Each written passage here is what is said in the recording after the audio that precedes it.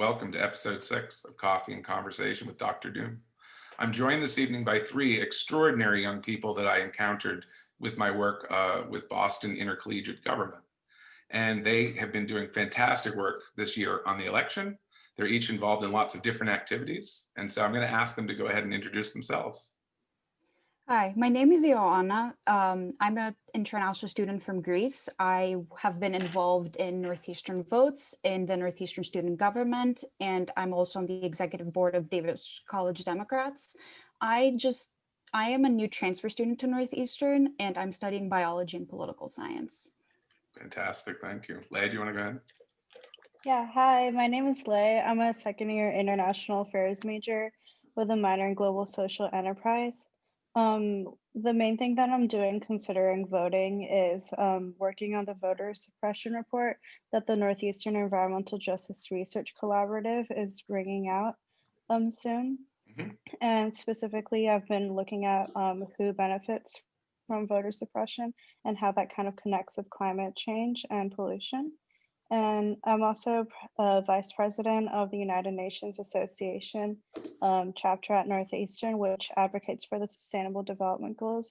And we also kind of look at Sustainable Development Goal 16, which is peace, justice, and strong institutions, which kind of overlaps with corruption and voter suppression. And we also did an event featuring Dr. Lynch on that. Yeah, that's right. The UN, and I talked about the Electoral College, right? Mm-hmm. Now that was an amazing panel. That was a great event. It was, I think, the 4th or 5th one I'd done this fall. Oh wow! Yeah, but that's great. Thank you, and Rhea, please. Yes. Hello, my name is Rhea. I am a student from India. I am currently a marketing major with minors in business analytics and economics. And at Northeastern, I have been involved with student government. I'm a senator in the student government. I am also the marketing committee lead at Northeastern Votes. And yeah, that's fantastic. Thank you. You all have done, I think, you have a lot to be proud of. And it's part of the reason why I wanted to have a chance to talk to you. One of the things that I'm most concerned about at this point is that students your age, people your age, not just students, people your age, I think, have a lot of work ahead of you, which is not fair. You all were handed a mess. And I don't just mean in the United States, I mean around the world. And that has to do with a lot of different things, a lot of different problems. It's particularly neoliberalism, but that's probably a story for another day. And for the people, I think, to get motivated to actually do something about things here and around the world, I think they need to hear your example. I think they need to hear what you've done. I think they need to hear the problems that you encountered in doing any of the work that you've done. And what did you do to overcome those problems, or what do we need to do as a global society to overcome those problems? And I think that you can all, I'm sure, have something that you can sort of fill us all in on what you've been working on. So let's go around the circle again, just as we did, if that's okay. And tell us, what have you been doing? What have you been working on? How has it gone? What have the challenges been? Whatever aspect that you would like to cover for particularly the election this year. We can talk about other issues later, but particularly for the election this year. How about you? What's your year been like? I mean, it's obviously been a lot. So I got involved in politics at my previous college, and that was something that I wanted to continue. Then I saw the opportunity with Northeastern Votes, and I thought, oh, that was really cool. And then they sent me an email and they were like, would you like to be our outreach committee chair? And at first I was a little bit taken aback, do they really think I'm capable of this? And then I talked to somebody on the leadership team and they were just kind of like, okay, go right ahead. And then I was like, I don't know that much about a voter registration. It's something that I helped out with at my current college. So you know, obviously I had to do a lot of research in that because I would have to start like leading like efforts like on campus, both virtual and online, to increase voter registration at Northeastern. So, you know, just doing like all this like research on like what are like the voter registration laws in Massachusetts and like other places in the United States, and just feeling like overwhelmed. Like it was not that complicated in my home country, and just feeling like the sense of like surprise, then just trying to figure out what is the best way to go about this. So of course, like with COVID and everything, initially we thought that it would be the best idea to do this all online, but then we saw so little engagement because of course we were promoting these efforts online, but it's impossible to reach everyone. Yeah. And then I talked to a few different administrators. They were not open to us doing anything in person. And then I just got really frustrated, and I sent them a very strongly worded email. This is not working. Like, we have a goal in mind. We can go about in-person registration like safely, and that's something that I can ensure. And they got back to me. They were like, okay, you can be the first group to table on campus. And they let me know that just 2 days ahead, and I was not allowed to print out voter registration forms or hand out stamps or anything like that.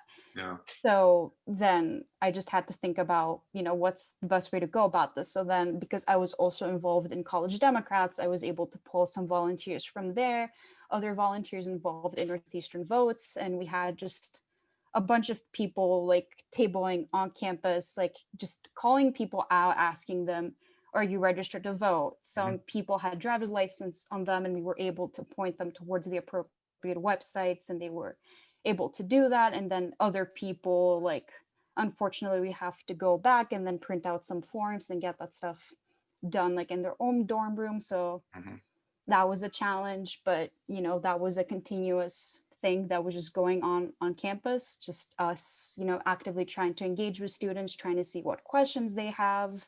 Yeah. Um, Can I pause on- for a second, Yeah. if I could? I'm curious to know. So part of the issue was engagement on Zoom. Is Yeah. that was part of the problem? Rhea and Lei, did you encounter similar issues about having to deal with Zoom that you would want to comment on? Yeah, I can comment on that. I actually also had an e-board meeting for UNA before this, the United Nations Association, and we also were talking about how everyone is just on Zoom 24 hours and have all their classes on Zoom. So everyone's kind of just tired of logging onto that. So I feel like that's, you know, that's like where everyone wants to go for like club meetings and like community engagement. So that's kind of hard to get people motivated to join us for that. So that's an issue that I've been having. Yeah. Rhea, are you seeing similar? Yeah, so I worked alongside Ioanna in Northeastern Votes. So we both sort of experienced a similar problem where even when we tried organizing events very close to election day itself or on election day, it was surprising to see that so many people of our generation are super, they're very interested in the elections, whether it's international students or American citizens. People are extremely interested and they're passionate. But as Lei mentioned, I think at this point of time, there's so much Zoom fatigue that people, they were engaged, but they perhaps didn't want to take the time to get on another Zoom call and, you know, sit for another 2 hours or things like that. So I think it's just that struggle of everything being remote, which is why it's difficult to get people as engaged as it was before. Yeah. No, and that's a very good point. And really, you know, for us to have a constitutional crisis in the middle of a pandemic is really inconvenient. And it's you know, I know how you know, I've been to conferences where there were 30, 40, 50 people, and I've been to conferences where there were 6. And I understand the fatigue. The frustration that I feel though is, but there is a constitutional crisis and there is an economic crisis. So I know people are tired of being on Zoom, but what else are we going to do? I mean, you know, at this point, I feel like we who know that there's a lot that needs to be done and we're trying to do something about it, I feel like we have to be in people's faces and saying, look, I know you're sick of Zoom, so am I, but we have to keep fighting for what's right. And if that means that you have to spend an extra 45 minutes on Zoom to be a good citizen, you should really think about it. You know, I really say I have to stop myself because I'll just take over the whole show. I'm so aggravated. You know, I'm really, really aggravated. I definitely agree, though. Well, it's obvious though, isn't it? Like, Hmm. you know, I had to say to someone the other day, the ship is sinking and like 4 people are bailing the water while the other 7,000 stand around hoping the ship doesn't sink. Well, pick up a bucket. Like, you know, I mean, pick up a bucket and do something. You know, I've really reached a point of my only emotion these days is aggravation, which is really frustrating. I know you, and I know you know. I mean, there's a lot of people that know that. Yeah, we definitely felt it too because there was so much effort put into some of our events, but maybe only like the executive board would show up, and it's like no matter how hard we tried to do like outreach and all that stuff, I feel like we would still only end up attracting like students that are already like civically engaged, you know, and then I feel like it felt like we were still like stuck in our own bubble regardless of like how hard we tried sometimes, which is valuable that we managed to get that on-campus component of being able to call random people out. Yeah. You know, I feel like that ended up being very valuable, but on the Zoom, like it just was not working. No, it's it's a frustration. It sounds like you did a lot of great work, of which I am appreciative, and everyone in your bubble is appreciative, I promise. Lei, do you want to give us a little bit of idea of the things you've been doing with the UN Association and anything else? Yeah, before that, I kind of wanted to touch on what you were saying before on how you feel like we've been handed this mess and the young people are kind of just like left to deal with it. Mhm. And I feel like that is a reoccurring thought of mine, and I feel like everyone kind of notices that. Like that is what we realize for this presidential election, but it's also like the same for the climate crisis. Mhm. And I feel like adults are also recognizing this. Mhm. And I feel like for me, one of the best things that adults can do, and you kind of questioned this before, but is like providing the right opportunities and the right resources for kids and for college students to be civically engaged and have like all these and get to know people who can give them new opportunities to get engaged. So like for example, like the Northeastern Environmental Justice Research Center, which I'm working with right now, I definitely would not have thought that my bosses would have asked me to write up such a current and relevant report, especially like if I saw this as my high school self, because I'm still second year right now. And like, I just feel like it's so important for adults to just, because students are capable and students can work hard. And although we might not have as many opportunities, as many experiences, as older people, I feel like we still do have some of the skill sets, and we still are very eager to learn about how to work on these things and how to adapt. So I feel like just all the resources and opportunities are just like the key, like fundamental thing. Yeah. That's so well said. And here's the thing, and I mean this in all sincerity, one of the reasons why I have done everything I can to push your generation forward is that you don't remember Ronald Reagan. And you do not understand what a benefit that is. That blankety blank blank put us on the road to ruin.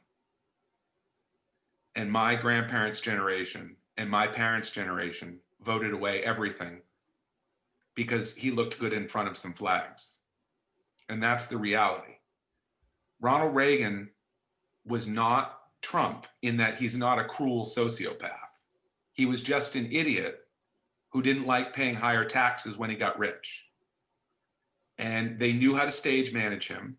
and they knew how to get him to say what he was supposed to say, even though he didn't understand it. So you are absolutely correct. You were handed the keys to a house that your parents and your grandparents burned to the ground. If you're American, they burned it to the ground. And then they handed us the keys and said, there you go, there's your starter house. Right. And I feel like, especially in America, these issues are like, and I point to climate change because I feel like that's one of the most relevant underlying topics on top of election. Yeah. But I do feel like the climate crisis is something that built up over time, more over time than like voter suppression. Well, I don't know which one to compare to which, but what I was saying is that I feel like just having the right resources and opportunities is just one of the just best things for us to have. Yeah, without question. I mean, and it's luckily there are people who are trying, to get what needs to be out there. But it's tough. It's a struggle. Right. I was just also gonna say that being someone that hasn't grown up in America, I feel like these problems are super exacerbated in the US because everything is so politicized. Yeah. So just the fact that me and everyone else on this call, as someone that hasn't grown up in the US, comes to America and sees all these problems and is not even adapted and hasn't even seen the relevance of them at growing up, and now is just like bombarded with them suddenly. And then we feel the responsibility, and we should feel the responsibility, but we feel the responsibility to like get engaged and provide solutions for them. Is just like the people who should have responsibility it's just like not evenly distributed. Yes. Yeah. Yeah. See, I don't even need to be here, to be quite frank, because you know exactly what you're talking about. Rhea, please tell us what you learned, what you've been working on, anything you want to comment on. Yeah, I just wanted to go off of what Lei said. I had a similar experience where, being an international student, I always wondered how I could get more engaged in American politics, because especially during this election, I remember just hearing my friends talking about it and just getting very anxious, because I don't think people realize that everything that happens has an impact on us too as international students. I mean, Right. whether it's policies about how the future president is planning to deal with COVID, or Right. for example, what happened in, I think, March or April with the ICE and international students not being allowed into the country. There are so many policies that impact us as well. Yeah. And so just going off of what Lei said, just other generations giving us that opportunity where, for example, with Northeastern Votes, we got to work with the Northeastern faculty as well. And we got to just be around people from so many different backgrounds. So I feel like just other generations helping us become more aware and just giving us the opportunity to sort of take lead on certain projects and bring our opinions, our perspectives to it. I think that really helps. Yeah, I agree. And I think that, every one of your generation, wherever you're from, you have to push really hard to get what you need to do all of that. And you shouldn't have to. It's just the way things are, and what you can do, and other students in your position, I think is something really important. Because Rhea, you just said that what goes on in the United States affects the rest of the world. And unfortunately, there are an awful lot of Americans who don't fully understand what that means. And all of you have been working to make this a better country. And you can bring your perspective to the people who should be joining you. There's a genuine, I'm not sure what the right term is, misunderstanding of the world by Americans. I'm sorry, Lei, what were you going to say? Oh, I assumed that you were going to say there's a genuine energy among young people to make a Oh, difference, but that yes. was on a different note. Yes, that's now see you took my closing line now. No, that's brilliant. It's absolutely true. No, but there's the reality of world history is the hyperpower always becomes this insular whack job bubble because they can, right? And so that happened to us, it happened to the British, it happened to the Spanish, it happened to all of them, that they became this insular bubble that just went insane and blew itself apart. And it's unfortunate that it's happening now, but that is for the whole world, it is a opportunity too, to really step forward, and one of the things that I've said to all of my students is that if, let's assume for a moment, as we must, that the Big Bang Theory is true, then that means that all things in existence are the same thing artificially separated. That every single thing in the universe is the same thing artificially separated. If we were in a ball this big that was, incredibly dense and it blew up, which is what science says happened, that means that everything in existence, every person, every human being is the same thing artificially separated. And if people would come to really understand what that means, I think the attitude of shooting at each other because of our national origin or religion or outlook or politics would be unimaginable. Dehumanizing or doing violence on people because of those things would be unimaginable, because it's a recognition that we're doing violence to ourselves. Mhm. And I think that that's something that you can push out there too, that there Yeah. isn't any reason for it. Sorry, please. I was just going to add to that. So I feel like what we're seeing in the United States and what we've seen during the summer of just like general disorder, is kind of like what you were saying about the Big Bang Theory. And I feel like every time a country every time there's a pressure on a country, so for example, the pandemic, it just exacerbates the inequities and how the institutions and like infrastructures underlying society kind of is pressured, and if they're not strong enough, they kind of just fall apart. So I feel like that's what's happening in America, but that's also what we've kind of seen like in protests around the world too. Yeah. And you kind of also saw that like this summer during Thailand, where people would be protesting corruption of like the I don't really want to say this, but like royal family and police and other things. But I feel like, what you're saying, it's just like everything is basically the same. And for me as an international student, I don't really see America's situation as really that rare. It's not something that's special to America. It's just the institutions are just broken, Yeah. and it can happen everywhere and Yeah. anywhere. Yeah. That's true. It's the significant difference is though that those countries don't have one of the largest armies in the world in nuclear weapons, and a clear whack job in the White House, right? I mean, Mhm. there are some crazy leaders, absolutely, but I think on this one we win. We're at least we made it to Yeah. the top of one list. Mhm. I don't know. And for those who don't know, the Thai royal family is very well protected under the law. That's, I think, what you were referencing. And that is certainly true. They are very well protected. Yeah. Mhm. Wow. What did you, I guess we're closing in on the final part here. So I guess because everyone's depressed and angry all the time, let's end on a more positive note. And whoever can start, please start, and we'll go around. What good happened this year for you in the work that you did?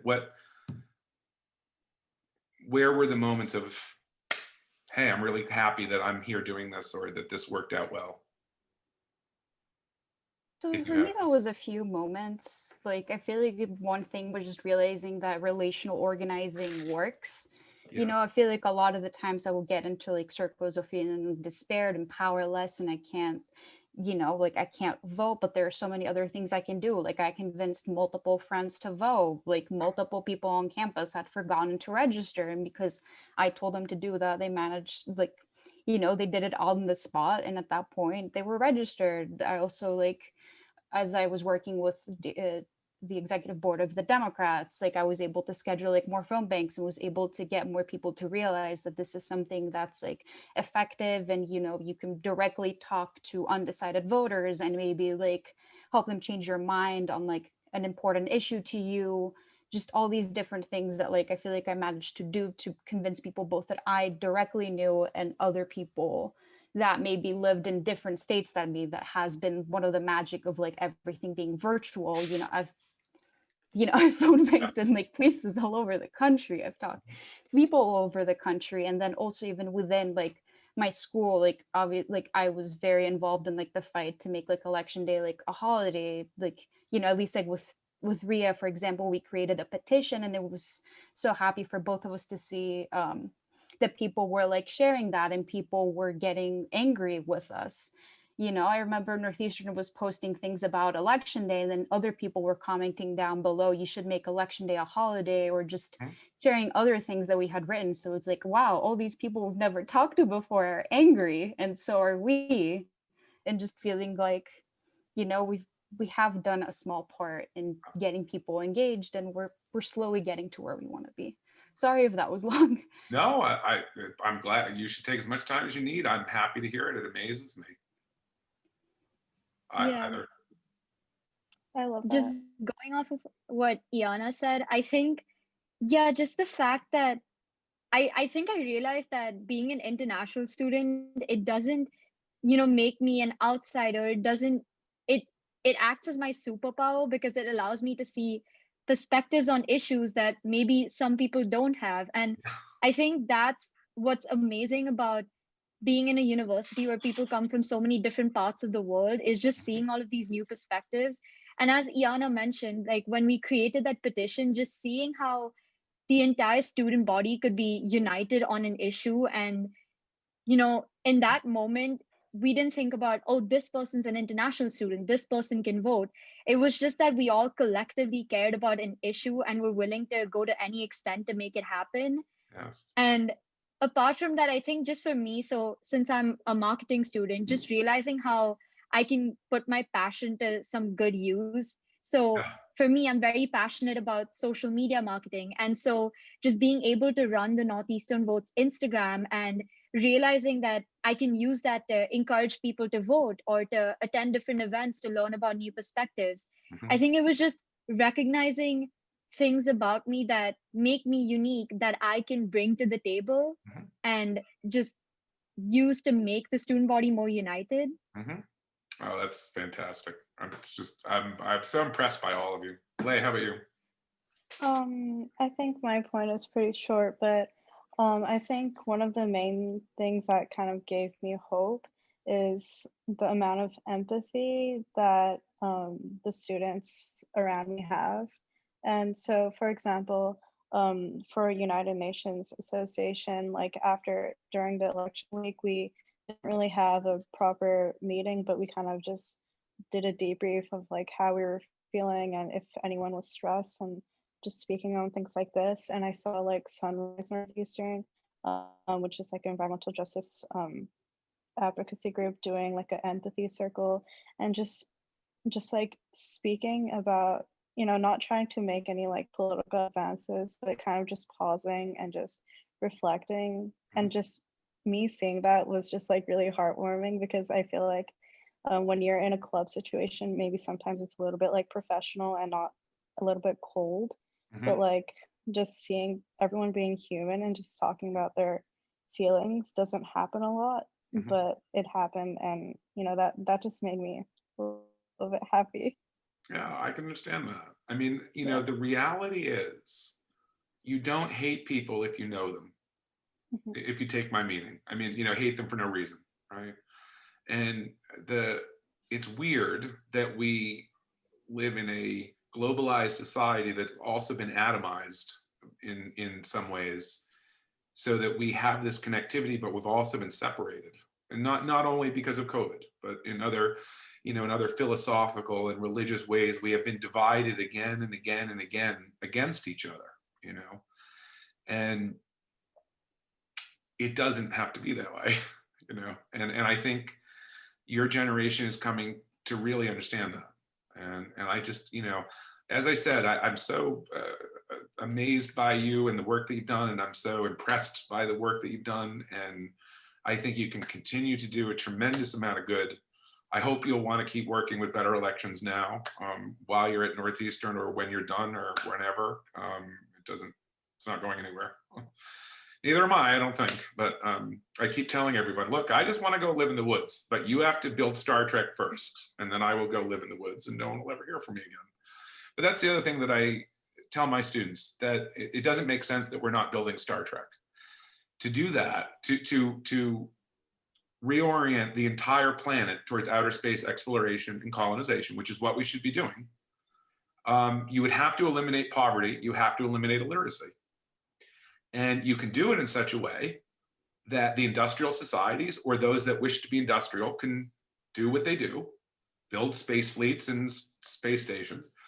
But people in small Pacific communities that want to remain their traditional lifestyle, they can, but they can sew seat cushions, right? And they can contribute. And every country on the planet could contribute. Right, and it's a long way to go, but I think that the world came to where we are because we don't have a goal. There's no goal for global society. I mean, what is it? To buy as much as we can possibly die, and to die with as many diseases as we can accumulate? Like, what is the point of life here? Why aren't we talking about settling Mars and settling the moon, and putting people in capsules and sending them out and seeing what's out there? Because there are people who will do it. Right? There are people who will get on a spaceship, and you say to them, look, we're just going to shoot you out into space and you ain't never coming back. There are people who will go because they want to know what's out there just as much as I do. Right? So, you're going to do that, and I know you can. And we have lots we can still do. So my copy's just about gone. So we're going to wind up. As we do that, is there anything upcoming, or anything that you would like to tell the viewers about that you're still working on, or anything like that before we say goodbye? All right, that's okay. I'll take that as a no. Thank you all. You've done amazing work. Please keep it up.